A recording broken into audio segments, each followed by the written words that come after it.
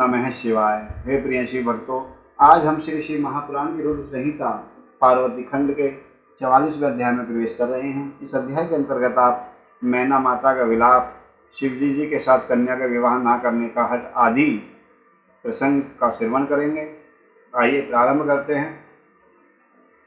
ध्याय नित्यं महेशं रजतगिरिनिभं चारु चंद्रावतंसं रत्नाकल्पोज्ज्वलांग परशु मृगवराभीतिहस्तं प्रसन्नं पद्मसीनं समन्तात् स्तुतं मर्गरेण व्याघ्रकृतिं वसानं विश्वाद्यं विश्वबीजं निखिलविहरणं पंचवक्त्रं त्रिनेत्रकं श्री शिवाय नमस्तुभ्यं। हर हर महादेव। ब्रह्मा जी कहते हैं, नारद, जब हिमाचल प्रिया सती मैना को चेतना आई तब वे अत्यंत क्षुब्ध होकर विलाप एवं तिरस्कार करने लगी। पहले तो उन्होंने अपने पुत्रों की निंदा की, इसके बाद वे तुम्हें और अपनी पुत्री को दुर्वचन सुनाने लगे। हे नारद, तुमने ये क्या किया? ये किसके साथ मेरी पुत्री का विवाह करा रहे हो? ऐसी ऐसी बातें करके ताने देने लगी। मैना बोली, मुनि, पहले तो तुमने ये कहा कि शिव का वर्ण करेंगी, पीछे मेरे पति हिमवान का कर्तव्य बताकर उन्हें आराधना पूजा में लगाया, परंतु इसका यथार्थ फल क्या देखा गया है? विपरीत एवं अनर्थकारी दुर्बुद्धि देव ऋषि, तुमने मुझ अधम नारी को सब तरह से ठग लिया। फिर मेरी बेटी ने ऐसा तप किया जो मुनियों के लिए भी दुष्कर है। उस तपस्या का ये फल मिला जो देखने वालों को भी दुख में डालता है। हाय, मैं क्या करूं, कहाँ जाऊं, कौन मेरे दुख को दूर करेगा? ये कैसा दूल्हा मेरी बेटी को ब्याहने आया है? मेरा कुल आदि नष्ट हो गया, मेरे जीवन का भी नाश हो गया। कहाँ गए वे दिव्य ऋषि? कहाँ गए वो सप्त ऋषि? कहाँ गई वो अरुंधति जिन्होंने हमको बहला फुसला कर इनसे हमारी कन्या का विवाह करने के लिए प्रसन्न किया? पाऊँ तो मैं उनकी दाढ़ी मूछ तक नोच लूँ। वशिष्ठ की वह तपस्विनी पत्नी भी बड़ी धूर्ता निकली, स्वयं इस विवाह के लिए अगुआ बनकर आई थी। न जाने किन किन के अपराध से इस समय मेरा सब कुछ लुट गया है। ऐसा कहकर मैना अपनी पुत्री शिवा की ओर देखकर उन्हें कटु वचन सुनाने लगी। अरे दुष्ट लड़की, तूने यह कौन सा कर्म किया? ये तूने किसकी तपस्या की है जो मेरे लिए दुखदायक सिद्ध हुआ है? तुझ दुष्टा ने स्वयं ही सोना देकर के एक कांच खरीद लिया है, चंदन छोड़कर अपने अंगों में कीचड़ का ढेर पोत लिया है। हाय हाय, हंस को उड़ाकर तूने पिंजरे में कौवा पाल लिया है, गंगा जल को दूर फेंक कर कुएं का जल पिया है, प्रकाश पाने की इच्छा से सूर्य को छोड़कर यत्नपूर्वक जुगनू को पकड़ा, चावल छोड़कर भूसी खा रही है, फिर घी फेंक कर मोम के तेल का आदरपूर्वक भोग लगा रही है, सिंह का आश्रय छोड़कर सियार का सेवन किया है, ब्रह्म विद्या छोड़कर कुत्सित गाथा का सेवन किया। बेटी, तूने घर में रखी हुई यश की मंगलमयी विभूति को भी दूर हटाकर छिटा की अमंगलमयी राख अपने पल्ले बांध ली, क्योंकि समस्त श्रेष्ठ देवता और विष्णु आदि परमेश्वरों को छोड़कर अपनी कुबुद्धि के कारण शिव को पाने के लिए ऐसा तप किया। 3-3 हजार वर्ष तक तप किया। तुझको, तेरी बुद्धि को, तेरे रूप को और तेरे चरित्र को भी बारंबार धिक्कार है। तुझे तपस्या का उपदेश देने वाले नारद को तथा तेरी सहायता करने वाली दोनों सखियों को भी धिक्कार है। हे पुत्री, हम दोनों माता पिता को भी धिक्कार है जिन्होंने तुझे जन्म दिया और तुझे ऐसी तपस्या करने के लिए आज्ञा दी। नारद, तुम्हारी बुद्धि को भी धिक्कार है, सुबुद्धि देने वाले उन सप्त ऋषियों को भी धिक्कार है, तुम्हारे कुल को धिक्कार है, तुम्हारी क्रिया दक्षता को भी धिक्कार है, तथा तुमने जो किया उस सब को धिक्कार है। तुमने तो मेरा घर ही जला दिया, ये तो मेरा मरने जैसा हो गया है। ये पर्वतों के राजा आज मेरे निकट न आए, सप्त ऋषि लोग स्वयं मुझे मुँह न दिखाएं, इन सब ने मिलकर क्या साधा? मेरे कुल का नाश करा दिया। हाय, मैं बांझ क्यों नहीं मर गई? मैं बांझ क्यों नहीं हो गई? मैंने इस पुत्री को जन्म ही क्यों दिया? मेरा गर्भ क्यों नहीं गल गया? मैं अथवा मेरी पुत्री ही क्यों नहीं मर गई? अथवा राक्षस आदि ने भी आकाश में ले जाकर इसे क्यों नहीं खा डाला? पार्वती, आज मैं तेरा सिर काट डालूंगी, परंतु ये शरीर के टुकड़े लेकर क्या करूंगी? हाय हाय, तुझे छोड़कर कहाँ चली जाऊं? मेरा तो जीवन ही नष्ट हो गया। ब्रह्मा जी कहते हैं, नारद, यह कहकर मैना फिर से मूर्छित होकर पृथ्वी पर गिर पड़ी। शोक रोष आदि से व्याकुल होने के कारण वे पति के समीप न गईं। देव ऋषि उस समय सब देवता क्रम से उनके निकट गए। सबसे पहले ब्रह्मा जी, मैं पहुंचा। मुनिश्रेष्ठ, मुझे देखकर तुम स्वयं मैना से बोले।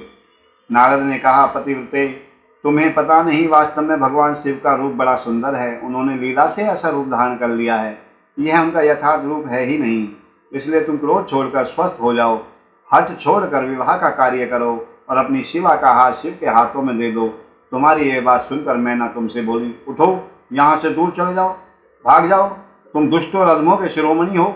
मैना के ऐसा कहने पर मेरे साथ इंद्र आदि सब देवता एवं दिक्पाल क्रम से आकर यूं बोले, पितरों की कन्या मैंने, तुम हमारे वचनों को प्रसन्नतापूर्वक सुनो। ये शिव निश्चय ही सबसे उत्कृष्ट देवता और सुंदर हैं और सबको उत्तम सुख देते हैं। आपकी पुत्री के अत्यंत दुस्सह तप को देखकर इन भक्तवल प्रभु ने कृपापूर्वक उन्हें दर्शन दिया और श्रेष्ठ वर भी दिया है। ये सुनकर मैना ने देवताओं से बारंबार अत्यंत विलाप करके कहा, शिव का रूप भयंकर है, मैं उन्हें अपनी पुत्री नहीं दूंगी। आप सब देवता प्रपंच करके क्यों मेरी इस कन्या के उत्कृष्ट रूप को व्यर्थ के लिए उद्यत कर रहे हैं। हे मुनीश्वर, शिव मेरी कन्या के रूप के समान नहीं है, मैं अपनी कन्या उनके साथ विवाह नहीं करूंगी। मुनीश्वर, उनके ऐसा कहने पर वशिष्ठ आदि सप्त ऋषियों ने वहां आकर ये बात कही, पितरों की कन्या तथा गिरिराज की रानी मैना, हम लोग तुम्हारा कार्य सिद्ध करने के लिए आए हैं। जो कार्य सर्वथा उचित और उपयोगी है, उसे तुम्हारे हट के कारण हम विपरीत कैसे मान लें। भगवान शंकर का दर्शन सबसे बड़ा लाभ है। वे दान पात्र होकर स्वयं तुम्हारे घर पधारे हैं। उनके ऐसा कहने पर ज्ञान दुर्बला मैना ने उनकी बात मिथ्या कर दी और रुष्ट होकर उनसे कहा, मैं शस्त्र आदि से अपनी बेटी के टुकड़े टुकड़े तो कर डालूंगी, परंतु उसे शंकर के हाथ में न सौंपूंगी। तुम सब लोग दूर हट जाओ, किसी को मेरे पास नहीं आना चाहिए। ऐसा कहकर अत्यंत विह्वल हो विलाप करके मैना चुप हो गई। हे मुनि, वहां उनके इस बर्ताव से हाहाकार समझ गया। तब हिमालय अत्यंत व्याकुल हो वहां आए और मैना को समझाने के लिए प्रेम पूर्वक तत्व दर्शाते हुए बोले। हिमालय ने कहा, हे प्रिय मैना, मेरी बात सुनो, तुम इतनी व्याकुल क्यों हो गई। देखो तो कौन कौन से महात्मा तुम्हारे घर पधारे हैं, तुम इनकी निंदा क्यों करती हो। इनके यहाँ आने पर तुम इनका अपमान कर रही हो। भगवान शंकर को तुम भी जानती हो, किंतु नाना रूप नाम रूप वाले शंभु के विकट रूप को देखकर घबरा जो गई हो। मैं शंकर जी को भली भांति जानता हूँ, वे ही सबके प्रतिपालक हैं, पूजनियों के भी पूजनीय हैं तथा अनुग्रह एवं निग्रह करने वाले हैं। निष्पाप प्राण प्रिय, हट न करो, मानसिक दुख छोड़ो, सुव्रते शीघ्र उठो और सब कार्य करो। पहली बार विकट रूपधारी शंभु ने मेरे द्वार पर आकर जो अनेक प्रकार की लीलाएं की थी, मैं उनका आज तुम्हें स्मरण दिला रहा हूँ। उनके उस परम महात्म्य को देख और समझकर उस समय मैंने और तुमने उन्हें कन्या देने का वरदा स्वीकार किया था। हे प्रिय, अपनी उस बात को प्रमाण मानकर सार्थक करो।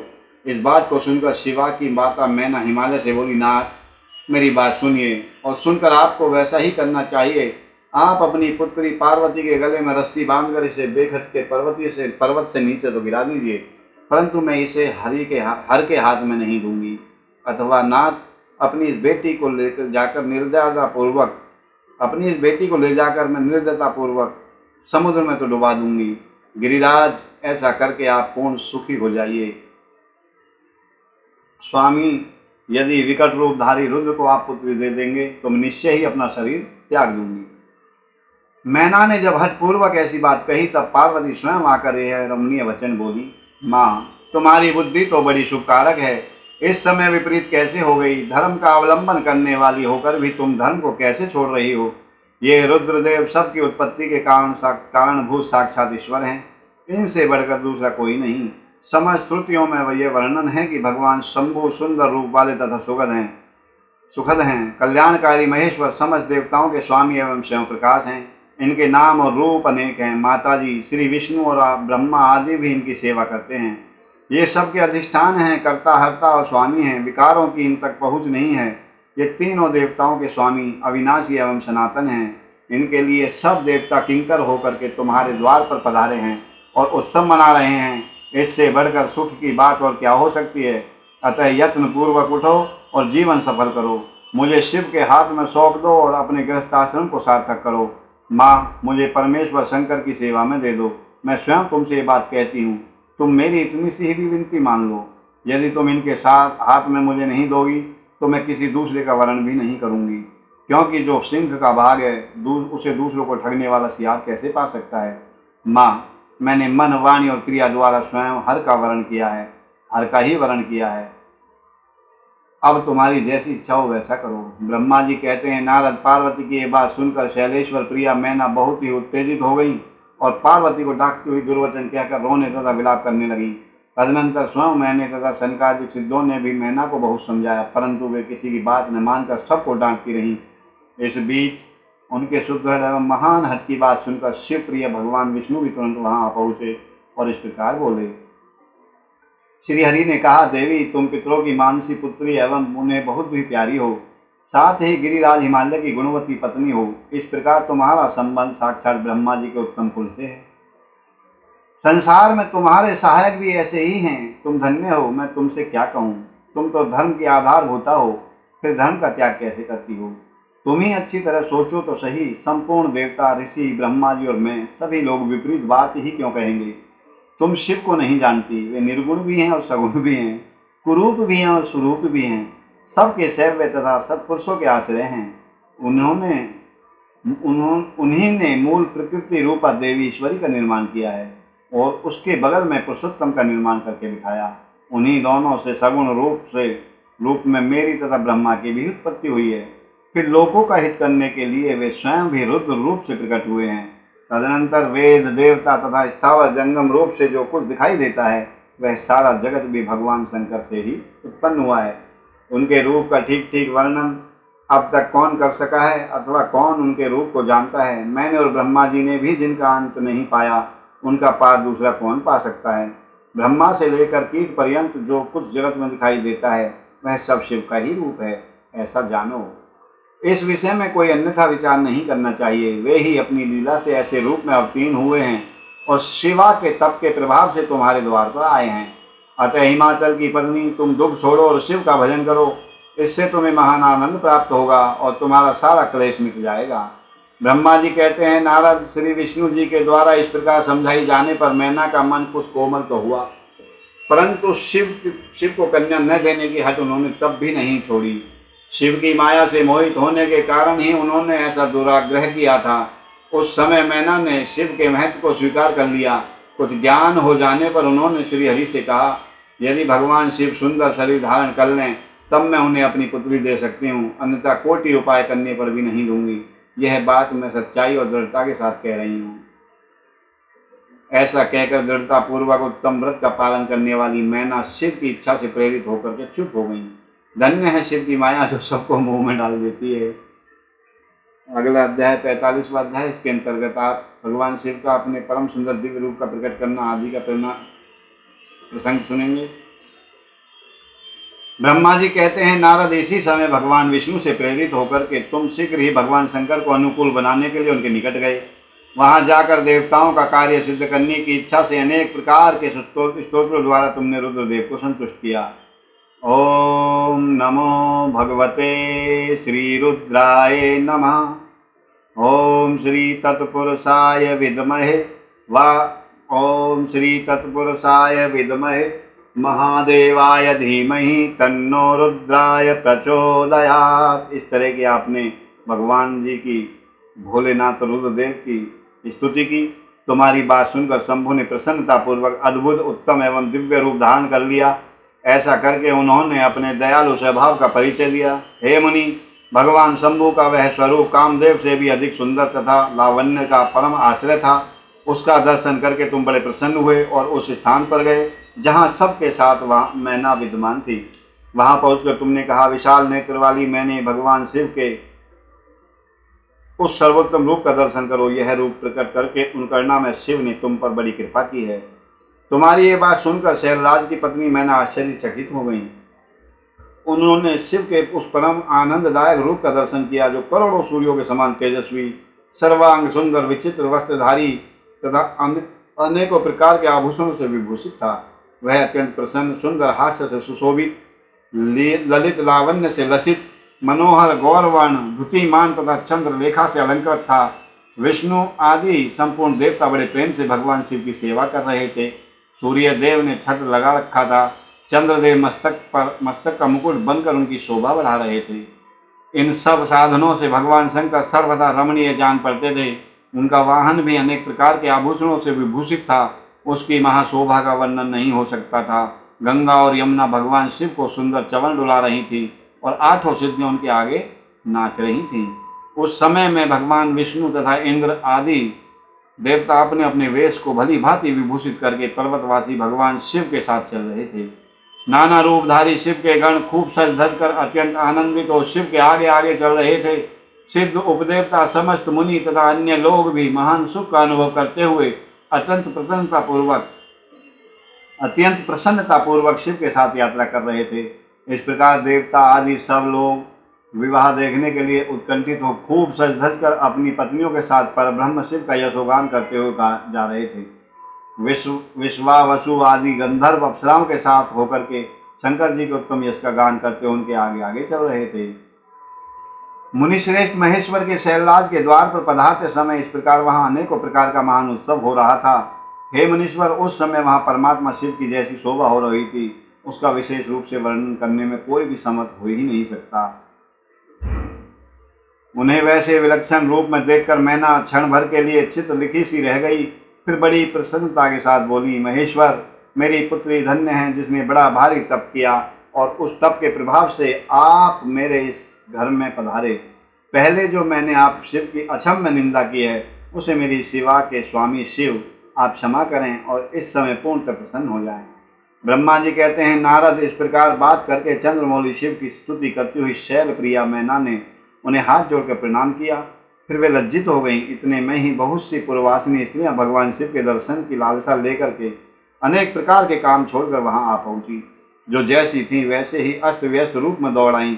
भगवान शंकर का वह मनोहर रूप देख करके वे सब मोहित हो गई। शिव के दर्शन से हर्ष को प्राप्त हो प्रेम पूर्ण हृदयावली में नारियां महेश्वर की उस मूर्ति को अपने मनोमंदिर में बिठाकर इस प्रकार बोली। पूर्ववासियों ने कहा, अहो, हिमवान के नगर में निवास करने वाले लोगों के नेत्र आज सफल हो गए। जिस व्यक्ति ने इस दिव्य रूप भोलेनाथ का दर्शन किया है निश्चय ही उसका जन्म तो सार्थक हो गया। उसी का जन्म सफल है और उसी की सारी क्रियाएं सफल हैं। जिसने संपूर्ण पापों का नाश करने वाले साक्षात शिव का दर्शन कर लिया है। पार्वती ने शिव के लिए जो तप किया है उसके द्वारा उन्होंने अपना सारा मनोरथ सिद्ध कर लिया। शिव को पति के रूप में पाकर वे शिवा धन्य और कृतज्ञ हो गई। यदि विधाता शिवा और शिव की इस युगल जोड़ी को सानंद एक दूसरे से मिला न देते तो उनका सारा परिश्रम निष्फल हो जाता। इस उत्तम जोड़ी को मिलाकर ब्रह्मा जी ने बहुत अच्छा कार्य किया है। इससे सबके कार्य सिद्ध हो जाएंगे। तपस्या के बिना मनुष्यों के लिए शंभु का दर्शन दुर्लभ है। भगवान शंकर के दर्शन मात्र से ही सब लोग कृतार्थ हो गए। जो जो सर्वेश्वर गिरजापति शंकर का दर्शन करते हैं वे सारे पुरुष श्रेष्ठ हैं और हम सारी स्त्रियां भी धन्य हैं। ब्रह्मा जी कहते हैं, नारद ऐसी बात कहकर उन स्त्रियों ने चंदन और अक्षत से शिव का पूजन किया और बड़े आदर से उनके ऊपर खीलों की वर्षा की। वे सब स्त्रियां मैना के साथ उत्सुक होकर खड़ी रहीं और मैना तथा गिरिराज के भूरी भाग्य की सराहना करती रहीं। मुने स्त्रियों के मुख से वैसी शुभ बातें सुनकर विष्णु आदि सब देवताओं के साथ भगवान शिव को बड़ा हर्ष हुआ, प्रसन्नता हुई। अगले अध्याय में मैना द्वारा द्वार पर भगवान शिव का परीक्षण, उनके रूप को देखकर संतोष का अनुभव आदि का प्रसंग आप सेवन करने जा रहे हैं। ब्रह्मा जी कहते हैं, नारद, इसके उपरांत भगवान शिव प्रसन्नचित्त हो अपने गणों समस्त देवता तथा अन्य लोगों के साथ कौतूहल पूर्वक गिरिराज हिमवान के धाम में पधार गए। हिमाचल की श्रेष्ठ पत्नी मैना भी उन स्त्रियों के साथ घर के भीतर गई और शंभु की आरती उतारने के लिए हाथ में दीपकों से सजी हुई थाली लेकर सभी ऋषि पत्नियों तथा अन्य स्त्रियों के साथ आदरपूर्वक द्वार पर आईं। वहां आकर मैना ने संपूर्ण देवताओं से सेवित गिरजापति महेश्वर शंकर को, जो द्वार पर उपस्थित थे, बड़े प्यार से देखा। उनकी अंग कांति मनोहर चंपा के समान थी। उनके एक मुख और 3 नेत्र थे। प्रसन्न मुखारविंद पर मंद मुस्कान की छटा छा रही थी। वे रत्न और स्वर्ण आदि से विभूषित थे। गले में मालती की माला पहने हुए थे। सुंदर रत्न में मुकुट धारण करने से उनका मुखमंडल उज्ज्वल प्रभा से उद्भासित हो रहा था। कंठ में हार आदि सुंदर आभरण शोभा दे रहे थे। सुंदर कड़े और बाजूबंद उनकी भुजाओं को विभूषित कर रहे थे। अग्नि के समान निर्मल एवं अनुपम, अत्यंत सूक्ष्म, मनोहर, विचित्र एवं बहुमूल्य युगल वस्त्र से उनकी बड़ी शोभा हो रही थी। चंदन, अगरबत्ती, कस्तूरी तथा मनोहर कुमकुम के अंगराग से उनके अंग विभूषित थे। उन्होंने हाथ में रत्न में दर्पण ले रखा था और उनके दोनों नेत्र कज्जल से सुशोभित थे। कज्जल माने काजल। उन्होंने अपनी प्रभा से सबको आच्छादित कर लिया था तथा वे अत्यंत मनोहर जान पड़ते थे। अत्यंत तरुण, परम सुंदर और आभरण भूषित अंगों से सुशोभित थे। कामनियों को अत्यंत कमनीय प्रतीत होते थे। उनमें व्यग्रता का अभाव था।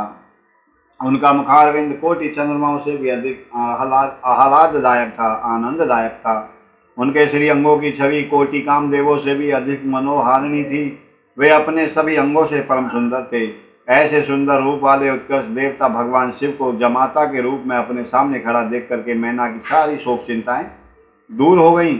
वे परमानंद सिंधु में निमग्न हो गईं और अपने भाग्य की, गिरिजा की तथा गिरिराज हिमान की और उनके समस्त कुल की भूरी भूरी प्रशंसा करने लगी। उन्होंने अपने आप को कृतार्थ माना और वे बारंबार हर्ष का अनुभव करने लगी। सती मैना का मुख प्रसन्नता से खिल उठा था। वे अपने दामाद की शोभा का आनंद अवलोकन करती ही उनकी आरती उतारने लगी। गिरिजा की कही हुई बात को बारंबार याद करके मैना को बड़ा विस्मय हो रहा था। वे हर्षोत्फुल्ल मुखारविंद से युक्त हो मन ही मन ये कहने लगी, पार्वती ने मुझसे पहले जैसे बताया था उससे भी अधिक सौंदर्य मैं इन परमेश्वर शिव के अंगों में देख रही हूँ। महेश्वर का मनोहर लावण्य इस समय अवर्णनीय है। ऐसा सोचकर आश्चर्यचकित हुई मैना अपने घर के भीतर चली गई। वहां आई हुई युवतियों ने भी वर के मनोहर रूप की भूरी भूरी प्रशंसा की। वे बोली, गिरिजा नंदनी शिव धन्य है, धन्य है। कुछ कन्याएं कहने लगी, दुर्गा तो साक्षात भगवती है। कुछ दूसरी कन्याएं महारानी मैना से बोली, हमने तो कभी ऐसा वर देखा नहीं है और न कभी ध्यान में ही ऐसे वर का अवलोकन किया है। इन्हें पाकर गिरिजा धन्य हो गई। भगवान शंकर का वह रूप देखकर समस्त देवता हर्ष से खिल उठे। श्रेष्ठ गंधर्व उनका यश गाने लगे और अप्सराएं नृत्य करने लगी। बाजा बजाने वाले लोग मधुर ध्वनि में अनेक प्रकार की कला दिखाते हुए आदरपूर्वक भांति भांति के बाजे बजा रहे थे। हिमाचल ने भी आनंदित होकर द्वारोचित मंगलाचार किया। समस्त नारियों के साथ मैना ने भी महान उत्सव मनाते हुए वर का परीक्षण किया। फिर वे प्रसन्नता पूर्वक घर में चली गईं। इसके बाद भगवान शिव अपने गणों और देवताओं के साथ अपने को दिए गए स्थान जनवासी में चले गए। इसी बीच गिरिराज के अंतपुर की स्त्रियां दुर्गा को साथ लेकर कुलदेवी की पूजा के लिए बाहर निकली। वहां देवताओं ने, जिनकी पलकें कभी न गिरती थी, प्रसन्नता पूर्वक माता पार्वती को देखा। उनकी अंग कांति नील अंजन के समान थी। वे अपने मनोहर अंगों से ही विभूषित थीं। उनका कटाक्ष केवल भगवान त्रिलोचन पर ही आदरपूर्वक पड़ता था। दूसरे किसी पुरुष की ओर उनके नेत्र नहीं जाते थे। उनका प्रसन्न मुख मंद मुस्कान से सुशोभित था। वे कटाक्षपूर्ण दृष्टि से देखती थीं और बड़ी मनोहारिणी जान पड़ती थीं। उनके केशों की चोटी बड़ी ही सुंदर थी। कपोलों पर बनी हुई मनोहर पत्रभंगी उनकी शोभा बढ़ाती थी। ललाट में कस्तूरी की बेदी के साथ ही सुंदर सिंदूर की बिंदी शोभा दे रही थी। वक्षस्थल पर श्रेष्ठ रत्नों के सारभूत हार से दिव्य दीप्ति छलक रही थी। रत्नों के बने हुए केयूर, वलय और कंकन से उनकी भुजाएं अलंकृत थीं। उत्तम रत्न में कुंडलों से उनके मनोहर कपोल जगमगा रहे थे। उनकी दंत पंक्ति मणियों तथा रत्नों की प्रभा को छीन लेती थी और मुख की शोभा बढ़ाती थी। मधु से पूरी अधर और ओष्ठ बिंब फल के समान लाल थे। दोनों पैरों में रत्नों की आभा से युक्त महावर शोभा देता था। उन्होंने अपने एक हाथ में रत्न जड़ित दर्पण ले रखा था और दूसरा हाथ क्रीड़ा कमल से सुशोभित था। उनके अंगों में चंदन, अगर, कस्तूरी और कुमकुम का अंगराग लगा हुआ था। पैरों में पायजेब बज रहे थे और वे अपने लाल लाल तलुओं के कारण बड़ी शोभा पा रही थी।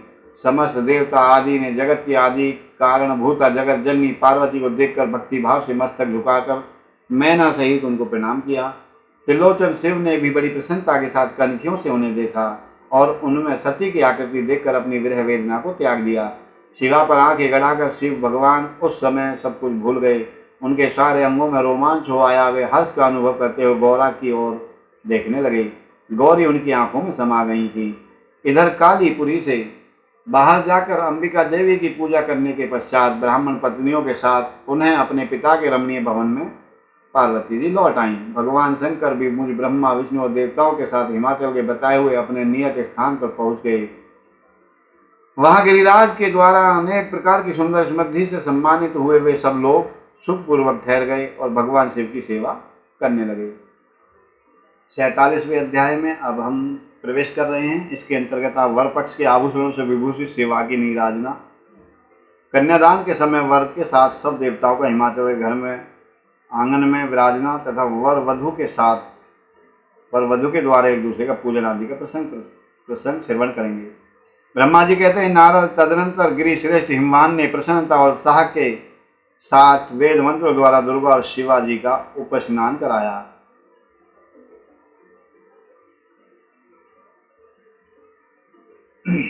तत्पश्चात गिरिराज की प्रार्थना से श्री हरि विष्णु आदि देवता तथा मुनि कौतूहल पूर्वक उनके घर के भीतर गए।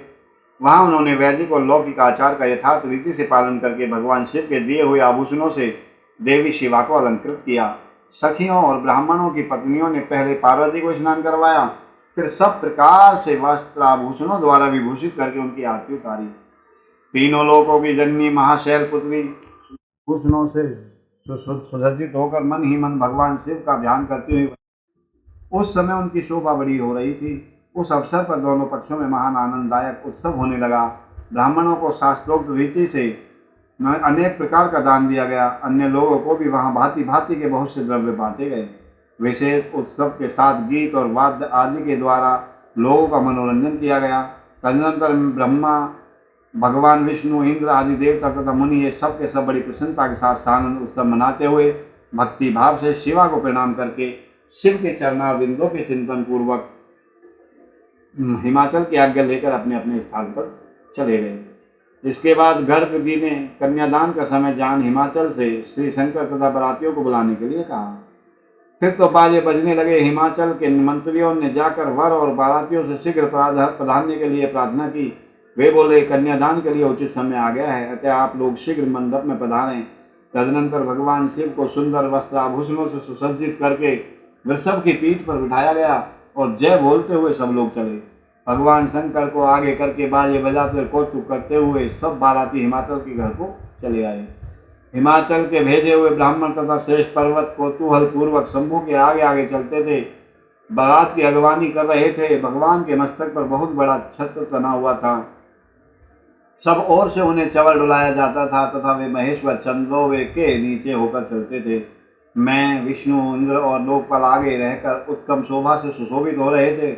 उस महान उत्सव के समय शंख, भेरी, पटह, आनक और गोमुख आदि बाजे बारंबार बज रहे थे। इन सब के साथ जगत के एकमात्र जीवन बंधु भगवान शिव परमेश्वरोचित तेज से संपन्न हो यात्रा कर रहे थे। उस समय समस्त देवेश्वर उनकी सेवा में उपस्थित हो बड़े हर्ष व उल्लास के साथ उन पर फूलों की वर्षा करते थे। इस प्रकार पूजित और बहुत सी स्तुतियों द्वारा प्रशंसित हो परमेश्वर शिव ने यज्ञ मंडप में प्रवेश किया। वहां श्रेष्ठ पर्वतों ने भोलेनाथ को वृषभ से उतारा और महान उत्सव के साथ प्रेम पूर्वक उन्हें घर के भीतर ले गए। हिमालय ने भी घर में आए हुए देवताओं सहित महेश्वर को विधि पूर्वक भक्तिभाव से प्रणाम करके उनकी आरती उतारी। फिर महान उत्सव पूर्वक उन अपने भाग्य की सराहना करते हुए उन्होंने अन्य समस्त देवताओं और मुनियों को प्रणाम करके उन सब का समादर किया।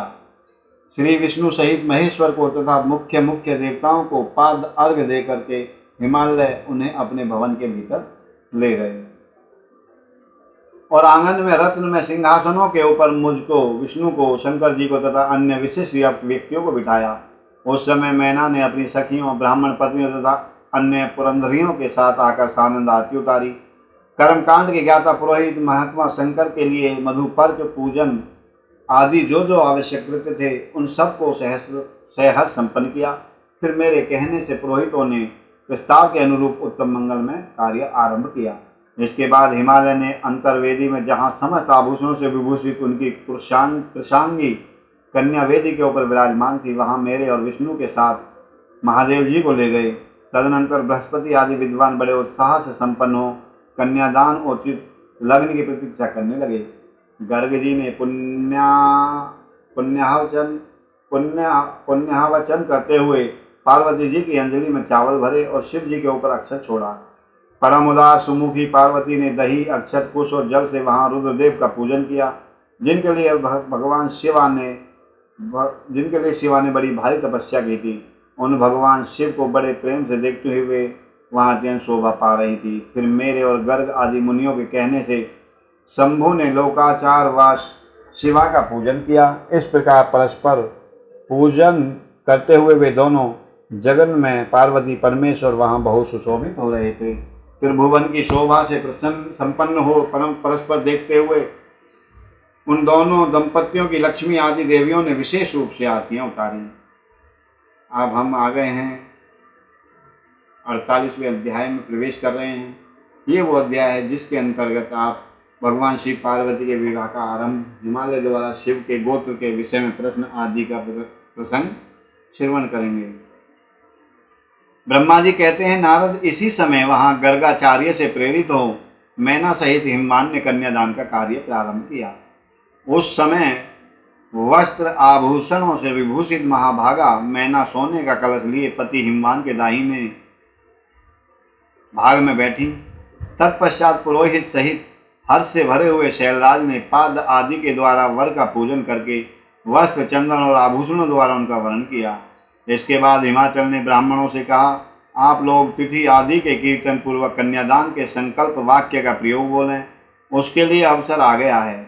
वे सब द्विज श्रेष्ठ काल के ज्ञाता थे, अतः तथास्तु कहकर वे सब बड़ी प्रसन्नता के साथ तिथि आदि का कीर्तन करने लगे।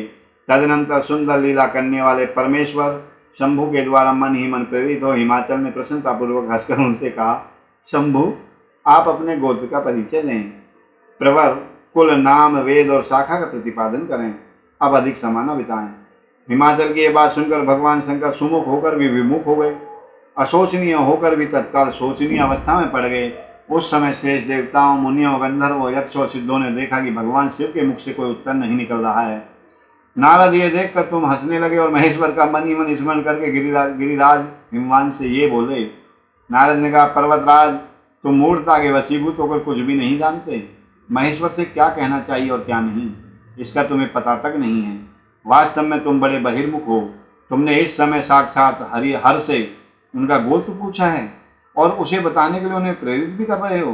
तुम्हारी ये बात अत्यंत उपहासजनक है। पर्वतराज, इनके गोत्र, कुल और नाम को तो विष्णु और ब्रह्मा आदि भी नहीं जानते, फिर दूसरों की तो चर्चा ही क्या। शैलराज, जिनके एक दिन में करोड़ों ब्रह्माओं का लय होता है, उन्हीं भगवान शंकर को तुमने आज काली के तपोबल से प्रत्यक्ष देखा है। इनका कोई रूप नहीं है, ये प्रकृति से परे निर्गुण परब्रह्म परमात्मा है, निराकार है, निर्विकार है, मायाधीश एवं परात्पर हैं, गोत्र, कुल और नाम से रहित स्वतंत्र परमेश्वर हैं। साथ ही अपने भक्तों के प्रति बड़े दयालु भी हैं।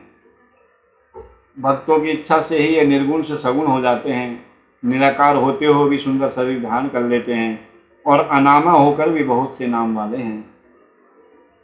ये गोत्रहीन होकर भी उत्तम गोत्र वाले हैं, कुलहीन होकर भी कुलीन हैं। पार्वती की तपस्या से ही ये आज तुम्हारे जमाता बन गए हैं, इसमें संशय नहीं है, अन्यथा इनका दर्शन आपको कभी न होता। गिरिश्रेष्ठ, इन लीला विहारी परमेश्वर ने चराचर जगत को मुंह में डाल रखा है। कोई कितना भी बुद्धिमान क्यों न हो, वह भगवान शिव को अच्छी तरह कभी जान ही नहीं सकता। ब्रह्मा जी कहते हैं, मुनि, ऐसा कहकर शिव की इच्छा से कार्य करने वाले तुम ज्ञानी देव ऋषि ने शैलराज को अपनी वाणी से हर्ष प्रदान करते हुए फिर इस प्रकार उत्तर दिया। नारद जी बोले, शिवा को जन्म देने वाले तात महाशैल, मेरी बात सुनो और उसे सुनकर अपनी पुत्री शंकर जी के हाथ में तुरंत दे दीजिए। लीला पूर्वक रूप धारण करने वाले सगुण महेश्वर का गोत्र और कुल केवल नाद ही है। इस बात को अच्छी तरह समझ लो, शिव नाद में है और नाद शिव में है, यह सर्वदा सच्ची बात है। नाद और शिव, इन दोनों में कोई अंतर नहीं है। शैलेंद्र, षष्ठी के समय सबसे पहले लीला के लिए सगुण रूप धारण करने वाले शिव से नाद ही प्रकट हुआ था, अतः वह सबसे उत्कृष्ट है। हिमालय, इसलिए मन ही मन सर्वेश्वर शंकर के द्वारा प्रेरित हो मैंने आज अभी वीणा बजाना आरंभ कर दिया था। ब्रह्मा जी कहते हैं, मुने, तुम्हारी ये बात सुनकर गिरिराज हिमालय को संतोष प्राप्त हुआ और उनके मन का सारा विस्मय जाता रहा। इसके उपरांत श्री हरि, विष्णु आदि देवता तथा मुनि सब के सब विस्मय रहित हो नारद को साधुवाद देने लगे। महेश्वर की गंभीरता जानकर सभी विद्वान आश्चर्यचकित हो बड़ी प्रसन्नता के साथ परस्पर बोले, अहो, जिनकी आज्ञा से इस विशाल जगत का प्राकट्य हुआ है, जो परात्पर आत्मबोध, जो परात्पर हैं, आत्मबोध स्वरूप स्वतंत्र लीला करने वाले तथा उत्तम भाव से ही जानने योग्य हैं, उन त्रिलोकीनाथ भगवान शंभु का आज हम लोगों ने भली भांति दर्शन किया है। तदनंतर हिमालय ने विधि के द्वारा प्रेरित हो भगवान शिव को अपनी कन्या का दान कर दिया। कन्यादान करते समय वे बोले, इमाम कन्याम तुभ्यमहं ददामि परमेश्वर भार्यार्थम परिगणेश्व प्रसीद सकलेश्वरा। परमेश्वर, मैं अपनी ये कन्या आपको देता हूँ, आप इसे अपनी पत्नी बनाने के लिए ग्रहण करें। सर्वेश्वर, इस कन्यादान से आप संतुष्ट हों, ऐसा हिमवान ने कहा। इस मंत्र का उच्चारण करके हिमाचल ने अपनी पुत्री त्रिलोक जननी पार्वती को उन महान देवता रुद्र के हाथ में कन्यादान कर दिया। इस प्रकार शिवा का हाथ शिव के हाथ में रखकर शैलराज मन ही मन बड़े प्रसन्न हुए। उस समय वे अपने मनोरथ के महासागर को पार कर गए थे। हे परमेश्वर महादेव जी ने प्रसन्न हो वेद मंत्र के उच्चारण पूर्वक गिरिजा के कर कमल को शीघ्र ही अपने हाथ में लिया। हे मुनि, लोकाचार के पालन की आवश्यकता को दिखाते हुए उन भगवान शंकर ने पृथ्वी का स्पर्श करके क्रोधातः इत्यादि रूप से काम संबंधी मंत्र का पाठ किया। यहाँ पर मैं उल्लेख करना चाहूँगा कि विवाह में कन्या प्रतिग्रह के पश्चात वर इस काम स्तुति का पाठ करता है। पूरा मंत्र इस प्रकार है। कोदात कस्मा अदात कामोदात कामायादात कामोदाता कामः प्रतिगृहीता को में तते। ये विवाह के समय वर बोलता है। आगे चलते हैं। उस समय वहां सब और महान आनंददायक महोत्सव होने लगा। पृथ्वी पर, अंतरिक्ष में तथा स्वर्ग में भी जय जयकार का शब्द गूंजने लगा। सब लोग अत्यंत हर्ष से भरकर साधुवाद देने और नमस्कार करने लगे। गंधर्वगण प्रेम पूर्वक गाने लगे और अप्सराएं नृत्य करने लगी। हिमाचल के नगर के लोग भी अपने मन में परम आनंद का अनुभव करने लगे। उस समय महान उत्सव के साथ परम मंगल मनाया जाने लगा। मैं, विष्णु और इंद्र, देवगण तथा संपूर्ण मुनि हर्ष से भर गए। हम सब के मुखारविंद प्रसन्नता से खिल उठे। तदनंतर शैलराज हिमाचल ने अत्यंत प्रसन्न होकर के शिव के लिए कन्यादान की यथोचित सांगता प्रदान की। तत्पश्चात उनके बंधुजनों ने भक्ति पूर्वक शिव का पूजन करके अनेकों प्रकार के विधि विधान से भगवान शिव को उत्तम द्रव्य समर्पित किए।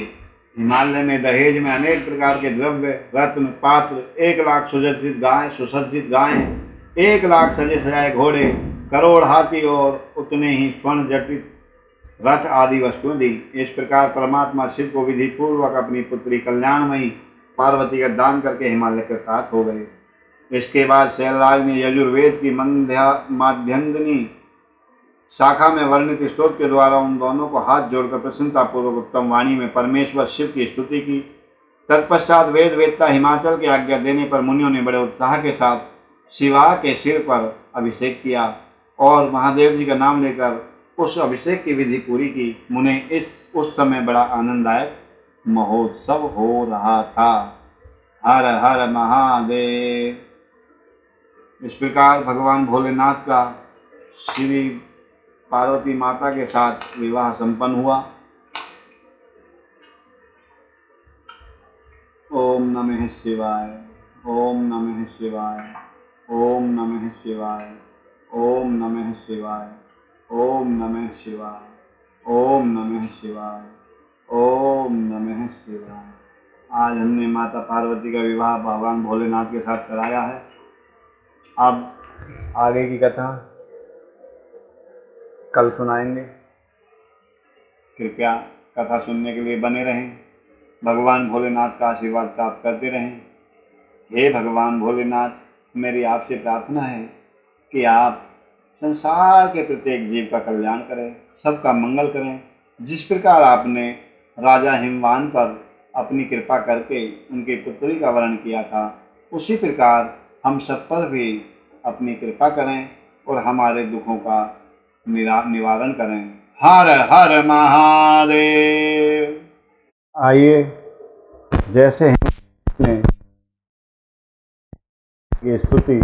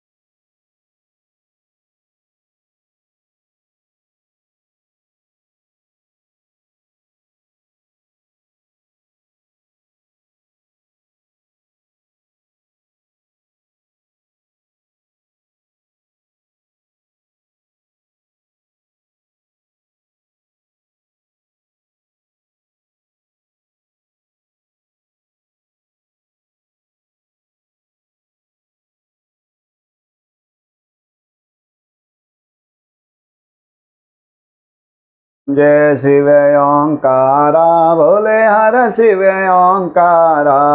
ब्रह्मा विष्णु सदा शिव, भोले भोलेनाथ महाशिव।